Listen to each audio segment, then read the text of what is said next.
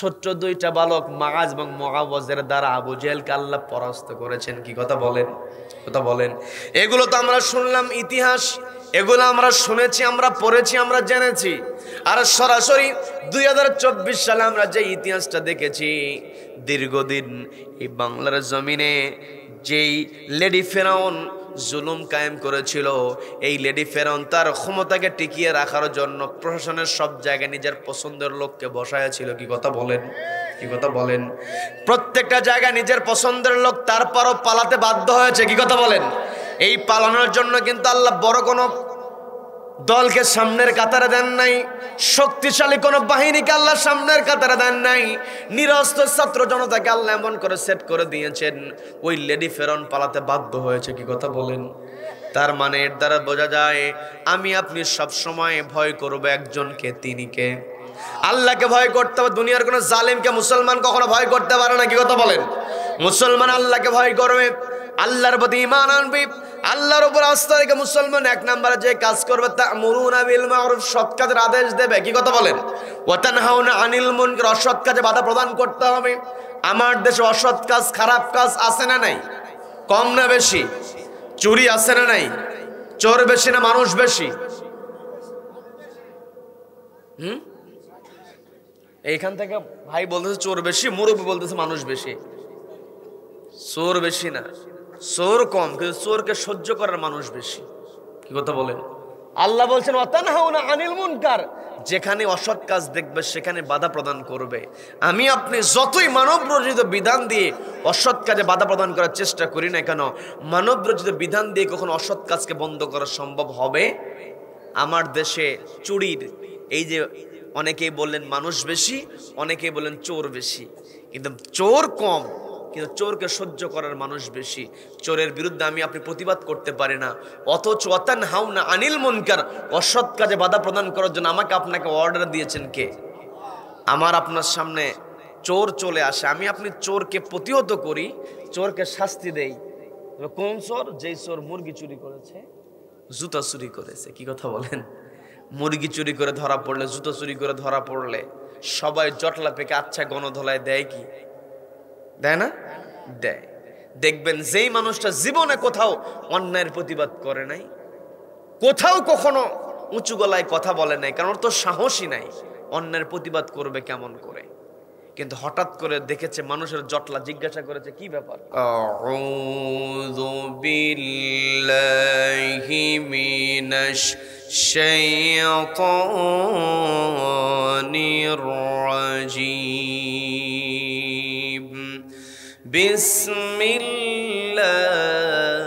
বিসমিল্লাহির রাহমানির রাহিম।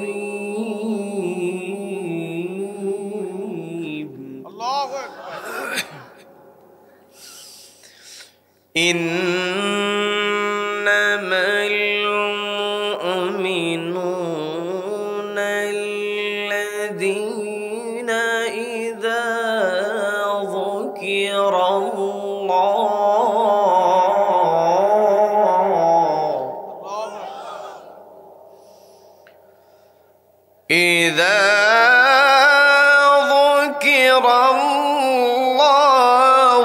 ওয়াজিলাত قلوبهم وإذا تليت عليهم آياته زادتهم إيمانا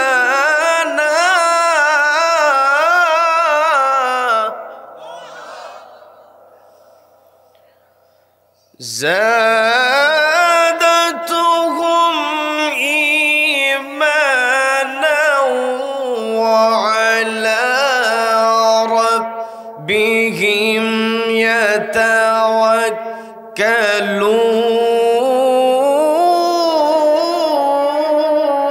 يتوكلون.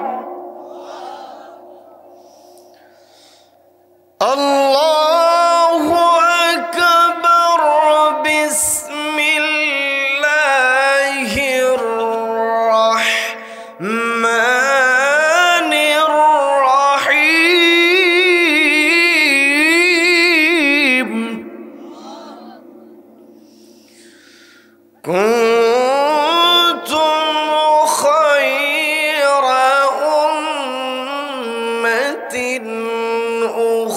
أخرجت للناس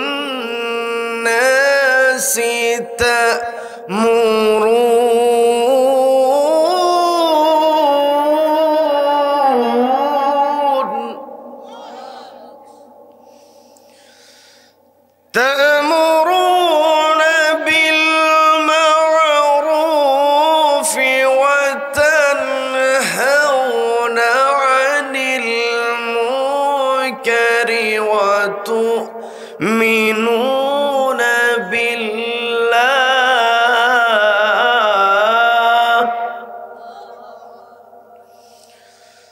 الله أكبر. بسم الله الرحمن الرحيم.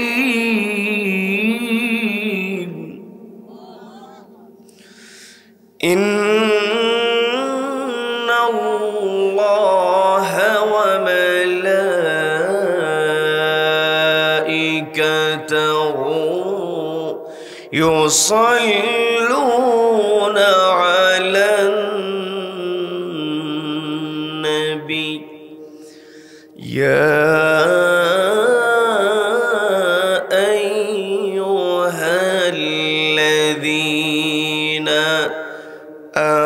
آمنوا صلوا عليه وسلموا تسليما.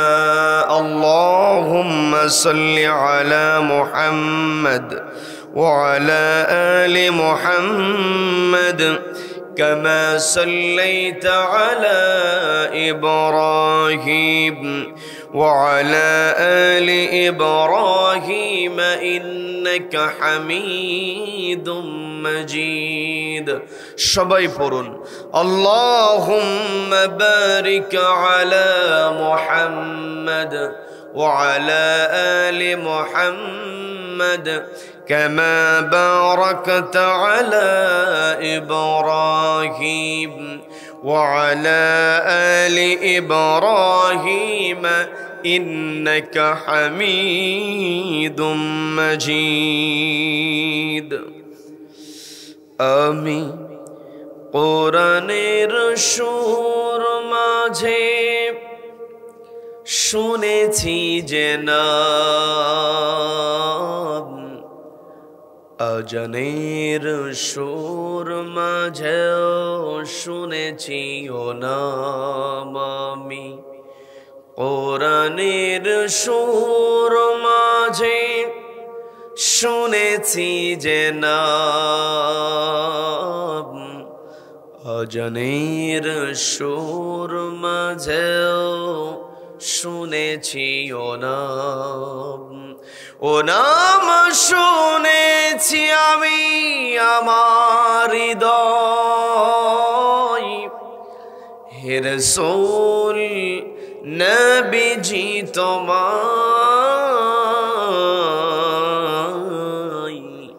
হে রাসূল ভুলিনি তোমায়। রসুলকে কি আমরা ভুলেছি? রসুলকে ভোলা যাবে? বাংলাদেশের অন্যতম প্রসিদ্ধ জেলা নওগাঁ জেলার ধামইরহাট উপজেলার বৌদ্ধবাটি ইসলামী যুব উন্নয়ন কমিটি কর্তৃক আয়োজিত পঞ্চম বার্ষিকী বিরাট তাফসিরুল কোরআন ওয়াজ মাহফিলের আজকের এই রহমতপূর্ণ বরকতপূর্ণ দ্বীনি মজলিসের সম্মানিত সুযোগ্য অনারেবল প্রেসিডেন্ট, সভাপতিত্ব করছেন বিশিষ্ট আলেমে দ্বীন, বিশিষ্ট শিক্ষাবিদ, শ্রদ্ধাভাজন হযরত মাওলানা হাফেজ মুহাম্মদ মতিউর রহমান সাহেব। সভাপতিত্ব করছেন বড় শিবপুর দাখিল মাদ্রাসার সম্মানিত মাওলানা শিক্ষক, শ্রদ্ধাভাজন আলেমে দ্বীন জনাব আলহাজ মুহাম্মদ আব্দুল্লাহ আজিজ সাহেব। আমার পূর্বে কথা বলেছেন বিশিষ্ট আলেমে দ্বীন ইসলামী চিন্তাবিদ, বিষয়ভিত্তিক আলোচক হাফেজ মাওলানা মুহাম্মদ শফিকুল ইসলাম সাহেব কথা বলেছেন। উদীয়মান তরুণ আলোচক, বিশিষ্ট ইসলামী চিন্তাবিদ হাফেজ কারি মুহাম্মদ হাবিবুর রহমান হাবিবি সাহেব সহ আমন্ত্রিত উলামায়ে কেরাম, আজকের মাহফিলের সম্মানিত প্রধান অতিথি জনাব মোহাম্মদ হানজালা সাহেব, বিশেষ অতিথি জনাব এস এম জাহাঙ্গীর আলম সাহেব সহ আমন্ত্রিত অতিথিবৃন্দ, বিশেষ অতিথিবৃন্দ রয়েছেন, এলাকার গণ্যমান্য ব্যক্তিবর্গ, বিশেষ করে আমার সামনে বসে আছেন অত্র এলাকার পার্শ্ববর্তী এলাকা হতে আগত কোরআন প্রেমিক, নবী প্রেমিক, তাওহীদ জনতা, পর্দার অন্তরাল থেকে শুনছেন আমার অত্যন্ত শ্রদ্ধেয় মা এবং বোনেরা। আলোচনার সূচনায় আমি আপনাদেরকে অভিনন্দন জানাচ্ছি, মোবারকবাদ জ্ঞাপন করছি। রব্বুল আলামিনের শেখানো ভাষায় বলছি, আসসালামু আলাইকুম ওয়া রাহমাতুল্লাহি ওয়া বারাকাতুহু। সম্মানিত দ্বীনী ভাইয়েরা, আলোচনায় প্রবেশের পূর্বে আমি জানতে চাচ্ছি আপনারা সকলে কেমন আছেন? রব্বুল আলামিন আমাকেও ভালো রেখেছেন, বলি আলহামদুলিল্লাহ। এই যে আমরা ভালো আছি, আমাদেরকে ভালো রাখার একমাত্র কেবলমাত্র কর্তৃত্ব কার হাতে? যে রব্বুল আলামিন আমাদেরকে সুস্থ রেখে, ভালো রেখে, সারাদিনের হাজারো কর্মব্যস্ততার পর ক্লান্ত শরীর নিয়ে যে সময়টাতে ঘরে ফেরার কথা, ঠিক সেই সময়টাতে ঘরের আকর্ষণকে প্রত্যাখ্যান করে কোরআনের আকর্ষণে যে মহান মনিব আমাদেরকে কোরআনের ময়দানে আসার, বসার এবং কোরআনুল কারীম থেকে কিছু কথা বলা এবং শোনার মতো তৌফিক দান করলেন, সেই মহান মনিবের দরবারে শুকরিয়া আদায় করে আমরা সকলে এক জায়গায় বলে উঠছি আলহামদুলিল্লাহ। আবার বলছি আলহামদুলিল্লাহ। আল্লাহু আকবার। লা ইলাহা ইল্লাল্লাহু আল্লাহু আকবার ওয়ালিল্লাহিল হামদ ওয়ালিল্লাহিল হামদ। আমরা কৃতজ্ঞতা আদায় করলাম কার?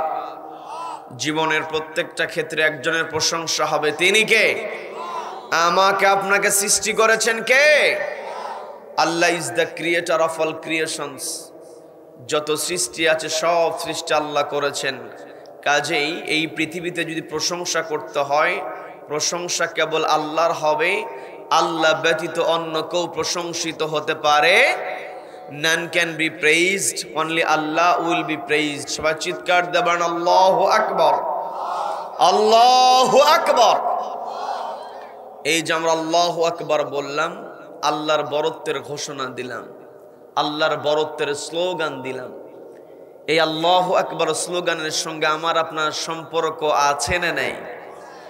সম্মানিত দ্বীনী ভাইরা, এই আল্লাহু আকবার স্লোগানের সঙ্গে আমার আপনার সম্পর্কটা কেমন একটু বোঝার চেষ্টা করবেন। আপনাদের জানা কথা আমি একটু আপনাদেরকে বোঝানোর জন্য আপনাদের সঙ্গে একটু শেয়ার করব। বিরক্ত হবেন নাকি? এই যে আমি আপনি পৃথিবীতে বসবাস করছি, এই পৃথিবীতে আসার পূর্বে আপনি ছিলাম রুহের জগতে। রুহের জগৎ থেকে আমরা এসেছিলাম মায়ের পেটে। কি কথা বলেন? আর মায়ের পেট থেকে যেই দিন আমি আপনি পৃথিবীতে আগমন করেছি, ভূমিষ্ঠ হওয়ার সঙ্গে সঙ্গে পরিবারে সবার মধ্যে একটা অন্যরকম আনন্দ। কি কথা বলেন? যখন কোনো নবজাতক ভূমিষ্ঠ হয়ে যায়, নতুন সন্তান যখন পৃথিবীতে আগমন করে, নতুন অতিথি হিসেবে সে যখন পরিবারের সবার কাছে পৌঁছে যায়, পরিবারের সদস্যগুলো খুশি হয়ে যায়। আর এই যে নতুন মেহমান হিসেবে মায়ের পেট থেকে কোনো সন্তান পৃথিবীতে আগমন করে, ওই সন্তান শুধুমাত্র পরিবারের নতুন অতিথি হিসেবে আগমন করে না, নবজাতক সন্তানকে গোটা দুনিয়াতে অতিথি হিসেবে প্রেরণ করেন কে? সবাইকে বলতে হবে কে প্রেরণ করেন? এই যে নবজাতক পৃথিবীতে আগমন করল, এই নবজাতক পৃথিবীতে নতুন অতিথি হিসাবে উপস্থিত হয়েছে। কোথাও যখন কোনো অতিথি উপস্থিত হয়ে যায়, মেহমান যখন উপস্থিত হয়ে যায়, মেহমানকে স্বাগত জানাতে হয়। কি কথা বলেন? মেহমানকে যদি অভ্যর্থনা না দেওয়া হয়, স্বাগত না জানানো হয়, মেহমান মন খারাপ করে কি করে না? এই যে নবজাতক পৃথিবীতে আগমন করলো, এই নবজাতককে কেমন করে স্বাগত জানাতে হবে সেটাও শিখিয়ে দিয়েছেন কে? একটা নবজাতককে স্বাগত জানাতে হয়, ডান কানে আদান দিতে হয়, বাম কানে ইকামত। কি কথা বলেন? যখন ওই শিশুর কানে ডান কানে আদান দেওয়া হয়, বাম কানে ইকামত দেওয়া হয়, শিশুর কর্ণকুহরে আল্লাহু আকবার স্লোগান প্রবেশ করে কি করে না? এই শিশু পৃথিবীতে যতদিন বেঁচে থাকবি, আমি আপনি পৃথিবীতে এসেছি, আমার আপনার আসার একটা সিরিয়াল আছে, কিন্তু যাওয়ার কোনো সিরিয়াল নাই। এই পৃথিবী ছেড়ে আমাকে আপনাকে চলে যেতে হবে, নির্ধারিত সময় না আমি আপনি পৃথিবীতে এসেছি। যখন আমার আপনার মরণ হয়ে যাবে, এই পৃথিবীর কোনো মানুষের কাছে আমার আপনার কোনো মূল্য থাকবে না। আজকে আমার আপনার বড় চেয়ার আছে, আমার আপনার প্রভাব প্রতিপত্তি আছে, টাকা পয়সা আছে, ক্ষমতা আছে, যতক্ষণ দেহের মধ্যে প্রাণ আছে ততক্ষণ পর্যন্ত সবাই মূল্যায়ন করবে। দেহ থেকে যখন মালাকুল মৌতের নেতৃত্বে ফেরেশতারা রূহটাকে বের করে নেবে, যখন কোনো মানুষের দেহ থেকে প্রাণটা বের হয়ে যায়, যত পছন্দের মানুষই হোক না কেন, যত কাছের মানুষ হোক না কেন, কেউ তাকে আর পৃথিবীতে মাটির উপরে রাখতে চায় না। সবার চিন্তা হলো কত দ্রুত তাকে কবরস্থ করা যায়, মাটি চাপা দেওয়া যায়। কি কথা বলেন? মাটি চাপা দেওয়ার জন্য, কবরস্থ করার জন্য কিছু প্রস্তুতি গ্রহণ করতে হয়। কেউ চলে যায় কবর খনন করার জন্য, কেউ চলে যায় বাঁশ ঝাড়ে বাঁশ সংগ্রহ করার জন্য, কেউ চলে যায় কাপড় কেনার জন্য। গরম পানি করা হয়, গোসল করানো হয়, কাফন পরানো হয়, গৌর সম্পন্ন হয়ে গিয়েছে, উপস্থিত হয়েছে তার শুভাকাঙ্ক্ষী পরিচিত মানুষ। জীবিত মানুষের একটা দায়িত্ব হলো লাশটাকে কবর নামানোর পূর্বে লাশটাকে সামনে রেখে দিয়ে একটি দোয়ার নামাজ পড়তে হয়। সবাইকে বলতে হবে সে নামাজের নাম কি? সবাই একটু কষ্ট করে বলেন নামাজের নাম কি? এই জানাজার নামাজের মধ্যে 4 বার আল্লাহু আকবার স্লোগান আছে না নাই? তার মানে আমি আপনি যেই দিন পৃথিবীতে আগমন করেছি, আমাকে আপনাকে স্বাগত জানানো হয়েছে আল্লাহু আকবার স্লোগান দিয়ে। আবার আমি আপনি যেই দিন পৃথিবী ছেড়ে চলে যাব, আমাকে আপনাকে বিদায় দেওয়া হবে আল্লাহু আকবার স্লোগান দিয়ে। এর দ্বারা বোঝা যায় মাঝখানে যতদিন আমি আপনি বেঁচে থাকবো, আমার আপনার একটাই স্লোগান হবে নারায়ে তাকবীর। এই আল্লাহু আকবার স্লোগানকে সামনে রেখে আমার আপনার জীবন যাপন করতে হবে। কি কথা বলেন? কি কথা বলেন? আল্লাহু আকবার স্লোগান দিয়ে যখন আমি আপনি জীবন যাপন করতে যাইব, তখন আমাকে আপনাকে একটা নীতি মেনে চলতে হবে। সবাইকে বলতে হবে সেই নীতির কিতাবের নাম কি? সবাইকে বলতে হবে কিতাবের নাম কি? এই কিতাবের মধ্যে যেই নীতি আছে সেই নীতির চাইতে শ্রেষ্ঠ নীতি আর পৃথিবীতে হতে পারে নাকি? হতে পারে। কোরআনে আল্লাহ রাব্বুল আলামিন যে নীতি ঢুকিয়ে দিয়েছেন, এই নীতি হলো সর্বশ্রেষ্ঠ নীতি। কি কথা বলেন? কি কথা বলেন? সর্বশ্রেষ্ঠ নীতি হলো কোরআনের নীতি। কি কথা বলেন? এই কোরআনের মধ্যে আল্লাহ নীতি ঢুকিয়ে দিয়েছেন। আবার আমি আপনি যখন কোনো কিছু শ্রেষ্ঠ দেখি, শ্রেষ্ঠ জিনিসটাকে চিহ্নিত করার জন্য কিছু বিশেষণ আমরা ব্যবহার করি। যখন রাজা কোনো সিংহাসনে বসে, গোটা দেশের মধ্যে রাজার সিংহাসনের চাইতে কোনো শ্রেষ্ঠ সিংহাসন আর একটা হতে পারে? রাজার সিংহাসন শ্রেষ্ঠ সিংহাসন হওয়ার কারণে রাজার সিংহাসনকে বলা হয় রাজ সিংহাসন। কি কথা বলেন? আমরা যখন কোথাও বড় কোনো বিল্ডিং দেখি, যখন আমি আপনি কোনো বড় প্রাসাদ দেখি, যেই প্রাসাদের রাজা থাকে সেই প্রাসাদকে বলা হয় রাজপ্রাসাদ। কি কথা বলেন? রাজপ্রাসাদ যারা তৈরি করে তাদেরকে বলা হয় কি মিস্ত্রি? সবাই একটু বলেন, আমার কথায় কি বিরক্ত হচ্ছেন? বিরক্ত হচ্ছেন? রাজপ্রাসাদ যারা তৈরি করে তাদেরকে বলা হয় রাজমিস্ত্রি। মিস্ত্রি শ্রেষ্ঠ হলে হয় রাজমিস্ত্রি, প্রাসাদ শ্রেষ্ঠ হলে হয় রাজপ্রাসাদ, সিংহাসন শ্রেষ্ঠ হলে হয় রাজসিংহাসন, নীতি শ্রেষ্ঠ হলেই হবে রাজনীতি। কি আমার কথাকে বুঝতে কষ্ট হচ্ছে আপনাদের? কষ্ট হচ্ছে? কোরআনের মধ্যে অনেকে রাজনীতি খুঁজে পায় না। আসলে কোরআনে পড়ার তো সময় হয় না, কোরআনের সঙ্গে সম্পর্ক নাই, যার কারণে কোরআনের মধ্যে রাজনীতি খুঁজে পায় না। কি কথা বলেন, কি কথা বলেন? কোরআন না পড়ে যদি আমি আপনি একটু বিবেক খাটাই, হাঁস যদি শ্রেষ্ঠ হয়, সে হাঁসকে বলে রাজহাঁস। আর কোরআনের নীতি শ্রেষ্ঠ নীতি, কোরআনের নীতিকে রাজনীতি বলতে চায় না, এমন লোক আছে না নাই? আছে না নাই? এই কোরআনের নীতিকে আবু জেহেলও মানতে চায় নাই। কি কথা বলেন? ও ভালো করে জানতো যে কোরআনের মধ্যে নীতি আছে, সেই নীতির মধ্যে কোনো ভেজাল নাই। কিন্তু কোরআনের নীতি বাস্তবায়িত হলে নিজের স্বার্থ আর সিদ্ধি হয় না, নিজের স্বার্থ আর হাসিল করা যায় না, যার কারণে জানার পরও কোরআনের নীতিকে মানতে চায় না। কোরআনের বিরুদ্ধে চলে গেলে অপমানিত হতে হয়। কি কথা বলেন? আবু জেহেল কোরআনের বিরুদ্ধে যাওয়ার কারণে আজকে গোটা দুনিয়াতে আবু জেহেলের পরিচয় হয়ে গিয়েছে আন্তর্জাতিক পায়খানা। কি কথা বলেন? আর আমার দেশে বিগত 15টা বছর 16টা বছর কোরআনের বিরোধিতা করার কারণে এই বাংলার আবু জেহেলের অবস্থা হয়েছে ওই লেডি ফেরাউন শেখ হাসিনার অবস্থা হয়েছে আজকে ডাস্টবিন। কি কথা বলেন? বইমেলাতে যে ডাস্টবিন, সেই ডাস্টবিনের মধ্যে দেখা যাচ্ছে ওই স্বৈরাচারের ছবি। তার মানে কোরআনের বিরোধিতা করেছে, মানুষের উপরে জুলুম করেছে, মানুষের অধিকার হরণ করেছে, ওর শাস্তি, ওর অপমান দুনিয়া থেকে শুরু হবে। কি কথা বলেন? আমরা পৃথিবীতে এসেছি, আমাকে আপনাকে পৃথিবীতে রব্বুল আলামিন পাঠিয়ে দিয়েছেন। আমার আপনার একটাই স্লোগান হবে, আল্লাহু আকবার স্লোগান আমাকে আপনাকে অবশ্যই নিতে হবে।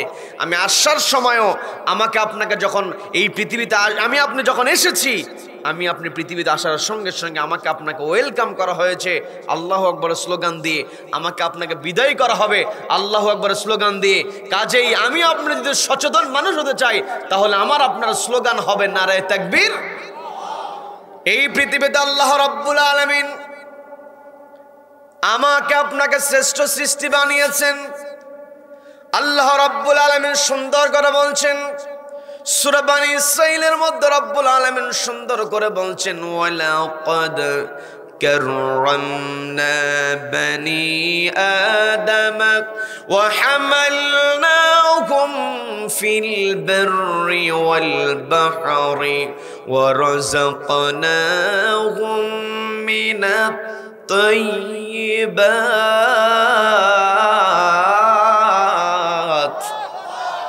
আল্লাহ বলছেন ওয়ালাকাদ কাররামনা বনী আদম, নিশ্চয় আমি আদম সন্তানকে সম্মানিত করেছি।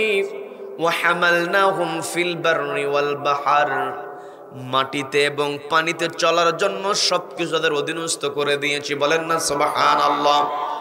এই পৃথিবীতে আল্লাহ রাব্বুল আলামিন আমার আপনার জন্য যা কিছু দরকার সবকিছু দিয়েছেন। এই পৃথিবীতে রব্বুল আলামিন যখন আমাকে আপনাকে পাঠাবেন, পাঠানোর পূর্বে যে সিদ্ধান্ত আল্লাহ গ্রহণ করেছেন, ফেরেশতাদেরকে আল্লাহ ডাক দিয়ে বলছেন, ও আমার ফেরেশতারা, ইন্নী জাইলু ফিল আরদি খলিফা, নিশ্চয় আমি পৃথিবীতে আমার খলিফা প্রেরণ করব। এই জায়গাতে আমাকে আপনাকে বুঝতে হবে। আল্লাহ বললেন ওয়ালাকাদ কাররামনা বনী আদম, আদম সন্তানকে আমি সম্মানিত করেছি। আবার কোন কোন জায়গায় আল্লাহ রাব্বুল আলামিন ইয়া আইয়ুহান নাস বলে আমাদেরকে সম্বোধন করেছেন।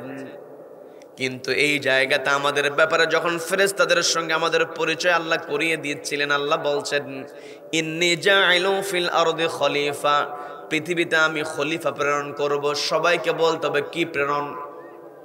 সবাই একটু বলেন কি প্রেরণ? আমার কথা কি বুঝতে আপনাদের কষ্ট হচ্ছে? কষ্ট হচ্ছে?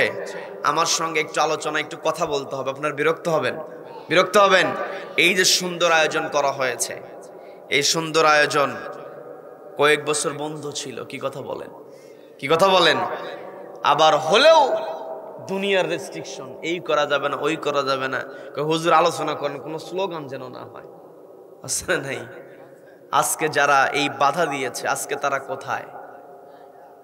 এই যে আজকে হেডলাইন দেওয়া হয়েছে তাফসিরুল কোরআন ও ওয়াজ মাহফিল, দুইটা হেডলাইনই আছে। এটা ওয়াজ মাহফিলও বলা হয়েছে। আগের দিন এখানে মুরব্বীরা বসে আছেন, আমার কথা বিরক্ত হচ্ছেন? বিরক্ত হচ্ছেন? আলোচনা চলবে, চলবে কতক্ষণ? সারা রাত। বক্তা কাত, সারা রাত কথা বললে বক্তা সোজা থাকতে পারবে না, কাত হয়ে পড়বে। বক্তা কাত হয়ে পড়ুক আর সোজা থাকুক। কোরআনের কথা শুধুমাত্র সারা রাত হবে না, যতদিন পর্যন্ত পূর্ব দিগন্ত সূর্য উদিত হয়ে পশ্চিম আকাশে অস্ত যাবে ততদিন পর্যন্ত কোরআনের কথা হবে। কোন কোরআন বিদ্বেষী কোরআনকে থামাতে পারবে না। কারা কারা এই মতের পক্ষে যেন দুহাত উঁচু করে আল্লাহকে দেখান। এই ধামুর হাতে তাকবীর দেওয়ার কেউ নাই। নারে তাকবীর, নারে তাকবীর। আল কোরআনের আলো, আল কোরআনের আলো, ঘরে বাইরে জালো,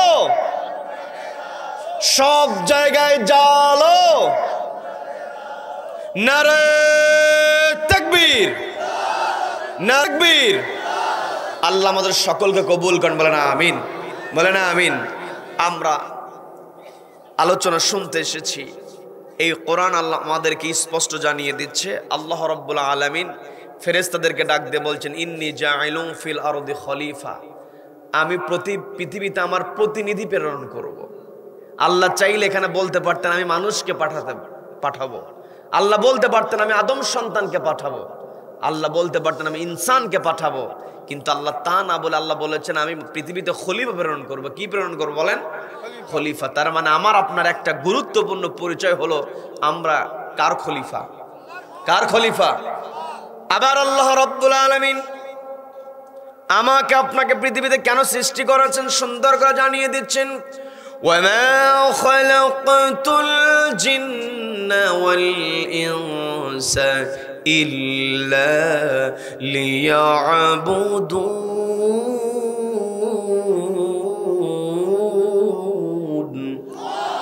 আল্লাহ বলছেন আমি মানুষ এবং জিন জাতিকে তৈরি করেছি কেবলমাত্র আমার গোলামি করার জন্য। তার মানে আমার আপনার দায়িত্ব হলো কার গোলামি করা? আল্লাহর গোলামি করা, আল্লাহর ইবাদত করা। আবার আমি আপনি যখন সাক্ষ্য দিয়ে দিই ওয়া আশহাদু আন্না মুহাম্মাদান আবদুহু ওয়া রাসূলুহু, বলি কি বলি না? নবীজি হলেন সর্বশ্রেষ্ঠ সৃষ্টি। নবীজির ব্যাপারে আল্লাহ রাব্বুল আলামিন আমাকে আপনাকে শিখিয়ে দিচ্ছেন ওয়া আশহাদু আন্না মুহাম্মাদান আবদুহু ওয়া রাসূলুহু। নবীজির ব্যাপারে এই জায়গাতে আল্লাহ তো বলতে পারতেন মুহাম্মাদুর রাসূলুহু ওয়া আবদুহু। আমার কথায় কি বিরক্ত হচ্ছেন নাকি? আল্লাহ বলতে পারতেন মুহাম্মাদান আবদুহু ওয়া রাসূলুহু, এই কথা বলেছেন। আল্লাহ চাইলে বলতে পারতেন মুহাম্মাদুর রাসূলুহু ওয়া আবদুহু। নবীজির পরিচয় আল্লাহ আমাকে আপনাকে শিখিয়ে দিয়েছেন। নবীজি সর্বশ্রেষ্ঠ রাসূল, নবীজি হলেন রাসূলদের রাসূল। বলেন আল্লাহু আকবার। নবীজি সর্বশ্রেষ্ঠ রাসূল হওয়ার পরও নবীজির পরিচয় আল্লাহ আমাকে আপনাকে শিখিয়ে দিলেন। নবীজি আবদুহু ওয়া রাসূলুহু, নবীজি রাসূল হওয়ার পূর্বে একজনের গোলাম, তিনি কে? তার মানে আমার আপনার দুইটা পরিচয়। সবাইকে বলতে হবে কয়টা পরিচয়? দুইটা পরিচয়। আমরা আল্লাহর গোলাম, আমরা হলাম আল্লাহর খলিফা। কি কথা বলেন? শুধুমাত্র একাকী ইবাদত করব, একাকী নামাজ পড়লাম, একাকী রোজা করলাম, হজ করলাম, যাকাত দিলাম, জিকির করলাম, তাসবিহ পড়লাম, কোরআন পড়লাম, শুধু একাকী ইবাদতের জন্য আল্লাহ আমাকে আপনাকে পৃথিবীতে পাঠান নাই। যদি একাকী ইবাদতের জন্য পাঠানো হতো নবীজিকে রাতের অন্ধকারে মক্কা থেকে মদিনায় হিজরত করতে হতো না। কথা বলেন ঠিক কিনা? নবীজিকে বলা হয়েছিল আব্দুল্লাহর পুত্র, তুমি যদি ক্ষমতা চাও তোমাকে ক্ষমতা দেওয়া হবে, তুমি যদি অর্থ চাও তোমাকে অর্থ দেওয়া হবে, তুমি যদি নারী চাও তোমাকে নারী দেওয়া হবে। তবে শর্ত হলো তুমি ইবাদত করবে একাকী, আমাদেরকে ইবাদত করতে বলবে না, আমাদের কোনো বিরোধিতা করবে না।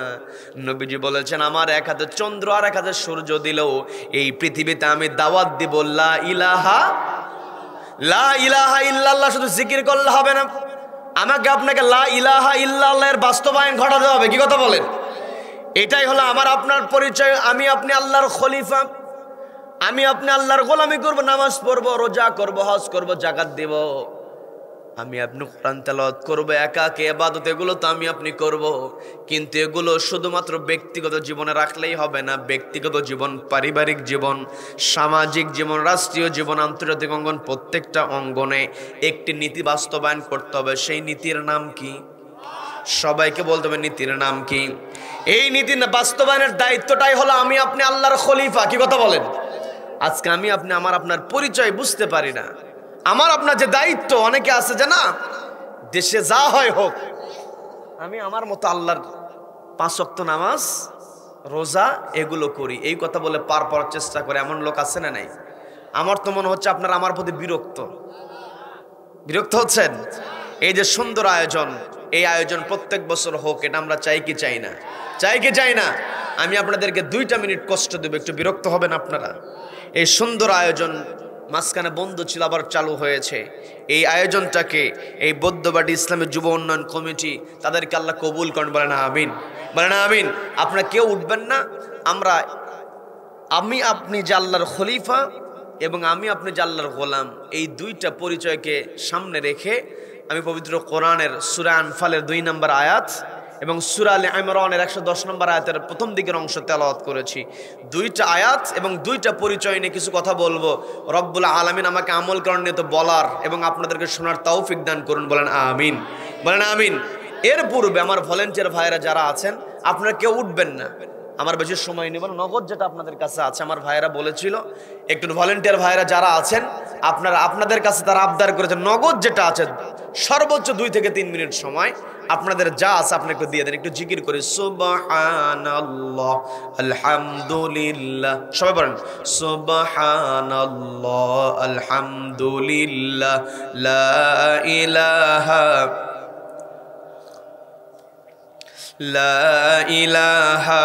ইল্লাল্লাহ, সুবহানাল্লাহ, আলহামদুলিল্লাহ, লা ইলাহা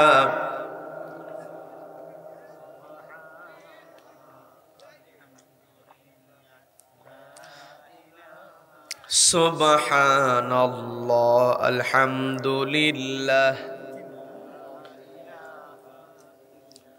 লা ইলাহা ইল্লাল্লাহ, লা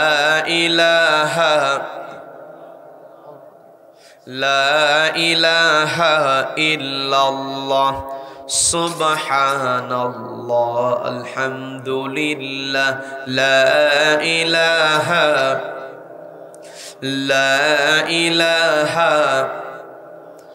সুবহানাল্লাহ, আলহামদুলিল্লাহ, লা ইলাহা ইল্লাল্লাহ,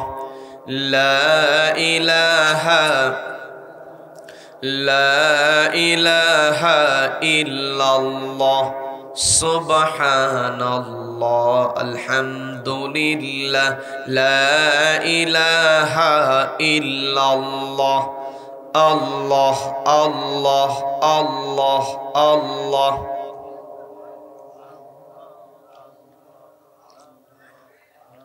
আল্লাহ আল্লাহ,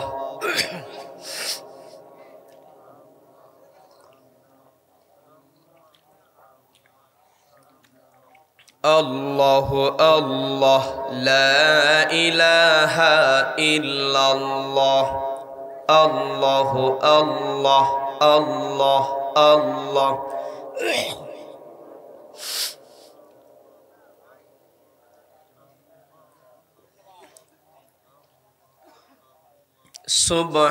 সুবহানাল্লাহ, আলহামদুলিল্লাহ, লা ইলাহা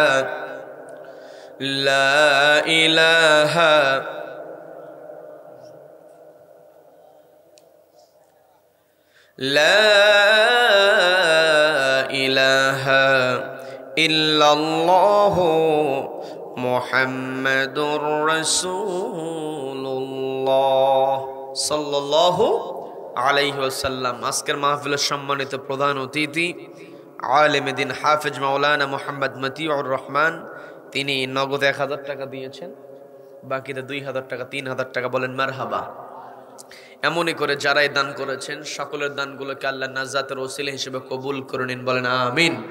আজকের মাহফিলের সহ সভাপতি শ্রদ্ধাভাজন আলেমে দ্বীন, তিনি 1000 টাকা দিয়েছেন, বলেন মারহাবা। সকলের দানগুলোকে আল্লাহ রাব্বুল আলামিন নাজাতের ওসিলা হিসেবে কবুল করে নিন, বলেন আমিন। আপনারা কি বিরক্ত হলেন? সম্মানিত দ্বীনি ভাইয়েরা, আমি যে কথা বলতে নিয়েছিলাম একটু বোঝার চেষ্টা করবেন। পর্দানের মা বোনদের দৃষ্টি আকর্ষণ করে বলছি, মা আপনি কথাগুলো একটু বোঝার চেষ্টা করেন। এই পৃথিবীতে আমার আপনার যত বড় পরিচয় থাকুক না কেন, আমি আপনি বড় অফিসার হতে পারি, আমি আপনি বড় ব্যবসায়ী হতে পারি, আমি আপনি এমপি মন্ত্রী রাষ্ট্রপতি হতে পারি, যত পরিচয় আমার আপনার থাকুক না কেন, কোনো পরিচয় আল্লাহর কাছে সম্মান নিতে পারবে না। কথা বলেন, কি কথা বলেন? সম্মান যদি আমি আপনি পেতে চাই, আল্লাহ বলছেন ইন্না আকরামাকুম ইনদাল্লাহি আতকাকুম ইন্নাল্লাহা আলিমুন খাবীর।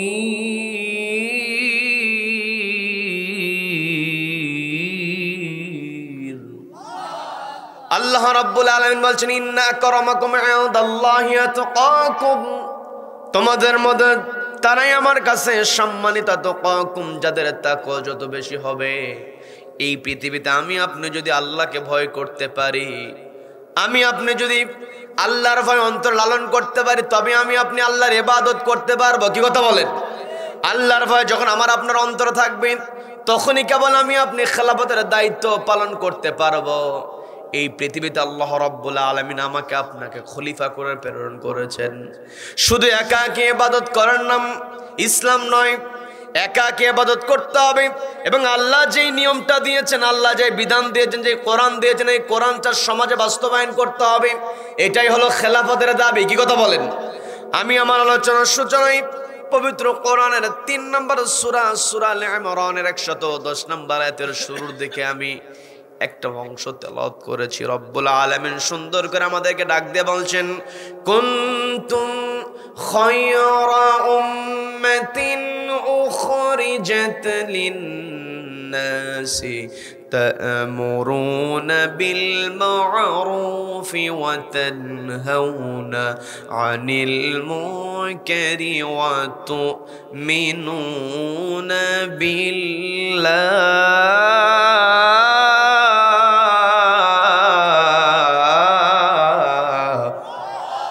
আল্লাহ বলছেন আমার বান্দারা, কুনতুম খায়রা উম্মাহ, তোমরা উত্তম জাতি হতে পারবে। উখরিজাত লিন-নাস, তোমাদেরকে বের করা হয়েছে মানব জাতির জন্য, মানুষের জন্য। তার মানে আমি আপনি যদি উত্তম হতে চাই, আল্লাহর কাছে ভালো হতে চাই, আল্লাহর কাছে শ্রেষ্ঠ হতে চাই, তাহলে মানুষের জন্য আমার আপনার কাজ করতে হবে। কি কথা বলেন? কি কথা বলেন? আল্লাহ বলছেন উখরিজাত লিন-নাস, তোমাদেরকে বের করা হয়েছে মানুষের কাজ করার জন্য। আর মানুষের জন্য আমি আপনি কেমন করে কাজ করব? আল্লাহ বললেন 1 নাম্বার হলো তা'মুরুনা বিল মা'রুফ, সৎ কাজের আদেশ দেবে। ওয়া তানহাউনা আনিল মুনকার, অসৎ কাজে বাধা প্রদান করবে। ওয়া তু'মিনুনা বিল্লাহ, ঈমান আনতে হবে কার উপরে? সবাইকে বলতে ঈমান আনতে হবে কার উপরে?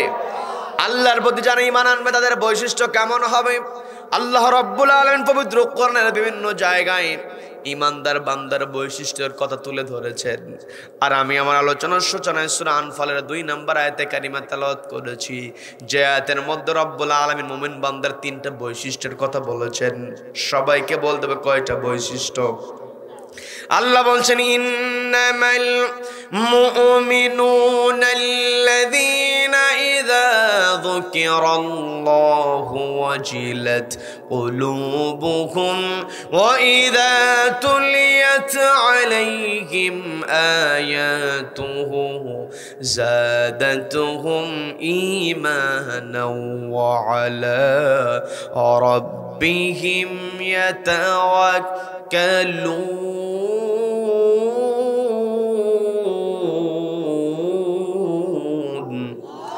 আল্লাহ বলছেন ইন্নামাল মুমিনুন, তারাই হলো মুমিন বান্দা, আল্লাযীনা ইযা যুকিরাল্লাহ, যাদের সামনে আল্লাহর নাম উচ্চারিত হয়, ওয়াজিলাত কুলুবুহুম, অন্তরটা কেঁপে ওঠে। কার ভয়ে?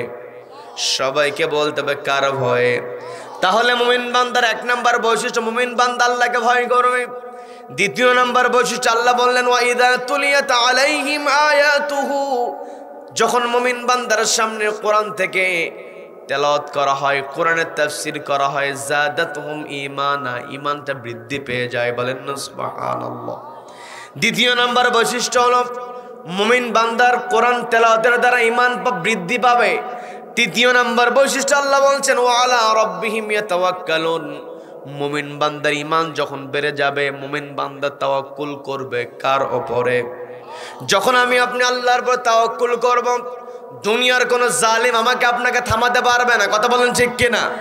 দুনিয়ার কোন অন্যায়কারী অপকর্মকারী আমাকে আপনাকে থামাতে পারবে না, যত কষ্টই দেওয়া হোক না কেন। এই দুনিয়াতে কোরআনের পক্ষে কথা বলতে গিয়ে যত কষ্টই দেওয়া হোক না কেন, এই কষ্টকে মুমিন বান্দারা কখনো কষ্ট মনে করে না। মুমিন বান্দারা তাওয়াক্কুল করে কার উপরে? খুবাইব রাদিয়াল্লাহু তাআলা কি কৌশল করে ওই কাফেররা বন্দী করে রেখে দিয়েছে। খুবাইবের খাবার দেওয়া হয় না, খুবাইব রাদিয়াল্লাহু তাআলাকে কষ্টের মধ্যে রেখে দেওয়া হয়েছে। এমনকি তার বিরুদ্ধে যখন ফাঁসির অর্ডার দিয়ে দেওয়া হলো, আমি বিস্তারিত বলবো না, শুধু বোঝানোর জন্য বলছি, আমাদের তাওয়াক্কুল করতে হবে কার উপরে? সবাইকে বলতে হবে তাওয়াক্কুল করতে হবে কার উপরে? আল্লাহর উপরে তাওয়াক্কুল কেমন করেছেন খুবাইব রাদিয়াল্লাহু তাআলা? ফাঁসির অর্ডার দেওয়া হয়েছে, শুলে চড়ানো হবে, একটু পরেই তাকে হত্যা করা হবে, মেরে ফেলে দেওয়া হবে। তখন সাঈদ ইবনে আমির আল জুমাহি রাদিয়াল্লাহু তাআলা তিনি তখন ইসলাম কবুল করেন নাই। তিনি বলছেন, আমার ওই দৃশ্য এখনো চোখের সামনে ভেসে ওঠে। একজন মানুষকে কিছুক্ষণ পর দুনিয়া থেকে বিদায় করে দেওয়া হবে, হত্যা করে ফেলা হবে, অথচ ওই মানুষের চেহারার দিকে আমি তাকিয়ে আছি। কষ্টের মধ্যে বিন্দু পরিমাণ কোনো হতাশার ছাপ নাই, চিন্তার ছাপ নাই, বরং চেহারার মধ্যে হাসির ঝিলিক। বলেন আল্লাহু আকবার। খুবাইব রাদিয়াল্লাহু তাআলা যেমন ফাঁসির মঞ্চে হাসতে হাসতে গিয়েছিলেন, আজও পৃথিবীতে যারা কোরআনের পক্ষে কথা বলবে তাদেরকে ওই ফাঁসির রশি দেখিয়ে ভয়ের দেখানো লাভ নাই। কথা বলেন, কি কথা বলেন?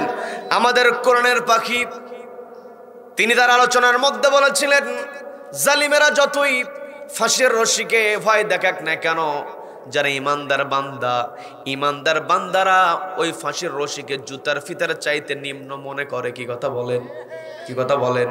আমাদের কোরআনের পাখি ওয়া আলা রাব্বিহিম ইয়াতাওয়াক্কালুন, তিনি আল্লাহর উপর তাওয়াক্কুল করেছিলেন। আমি আপনি সবাই জানি, আমি বিস্তারিত আপনাদেরকে বলবো না, শুধুমাত্র বোঝানোর জন্য বলছি। সেটা হলো আমাদের কোরআনের পাখিকে হক কথা বলার কারণে, আমাদের কোরআনের পাখি যখনই তিনি কোন আলোচনা করেছেন, তার আলোচনার সারাংশ ছিল তা'মুরুনা বিল মা'রুফ, সৎ কাজের আদেশ, ওয়া তানহাউনা আনিল মুনকার, অসৎ কাজে বাধা। কি কথা বলেন? আমাদের কোরআনের পাখি এত সুন্দর করে আলোচনা করেছেন, বাতিল শক্তি সহ্য করতে পারে নাই, তার উপরে জুলুম করেছি। আমি বিস্তারিত ওই দিকে যাব না, শুধু বোঝানোর জন্য বলছি। আমাদের কোরআনের পাখির বয়স 83 বছর বয়স হয়ে গিয়েছে, বন্দি অবস্থায় রেখে দিয়েছে। 83 বছর বয়সী মানুষ এমনিতেই দুর্বল হয়ে যায়, চেহারার মধ্যে কষ্টের ছাপ দেখা যায়। কি কথা বলেন? কিন্তু আমাদের কোরআনের পাখি ওয়া আলা রাব্বিহিম ইয়াতাওয়াক্কালুন, আল্লাহর উপর তাওয়াক্কুল করার কারণে আমরা যেই দৃশ্যটা দেখেছি, ওই ভারতের আগ্রাসনের শিকার হয়ে, ভারতীয় আগ্রাসনের প্রেসক্রিপশনে যখন তাকে হত্যার পরিকল্পনা করে ওই জেলখানা থেকে অ্যাম্বুলেন্সে করে হসপিটাল আনা হলো, একজন মানুষ 83 বছর বয়সে এমনিতেই দুর্বল হয়ে যায়। এই জায়গায় আমরা এতগুলো মানুষ, 83 বছর মানুষ খুঁজেই পাওয়া যাবে না। কি কথা বলেন? থাকলেও হাতে গোনা 2-3 জন। 83 বছর বয়সী মানুষ এমনিতেই দুর্বল হয়ে যায়, চেহারার মধ্যে কখনো তার হাসি দেখা যায় না। কিন্তু আমাদের কোরআনের পাখিকে যখন অ্যাম্বুলেন্স থেকে নামানো হয়েছে, কোরআনের পাখি অ্যাম্বুলেন্স থেকে নেমে সবাইকে লক্ষ্য করে সালাম দিয়ে চেহারার মধ্যে যে হাসির ঝিলিকটা দিয়েছেন, কিয়ামত পর্যন্ত এই বাংলার জমিনে যারা কোরআনের পক্ষে কথা বলবে, ওই কোরআনের পাখির শেষ হাসিটাই হলো তাদের জন্য অনুপ্রেরণা। কথা বলেন ঠিক কিনা? আমাকে আপনাকে বুঝতে হবে, এই পৃথিবীতে যে যত বড় চেয়ারে বসুক না কেন, ওই চেয়ারে বসেছে বলেই সে ক্ষমতাধর তা কখনো হতে পারে না। সকল ক্ষমতা কার হাতে? সবাইকে বলতে হবে কার হাতে? রব্বুল আলামিন সে কথাটা সুন্দর করে বলছেন পবিত্র কোরআনের 3 নম্বর সূরা, সূরা আল ইমরানের 26 নম্বর আয়াতে আল্লাহ বলছেন, কুলিল্লাহুম্মা মালিকাল মুলকি তুতিল মুলকা মান তাশাউ ওয়া তানজিউল মুলকা মিম্মান তাশাউ ওয়া তুইজ্জু মান তাশাউ ওয়া তুযিল্লু মান তাশাউ বিয়াদিকাল খায়র।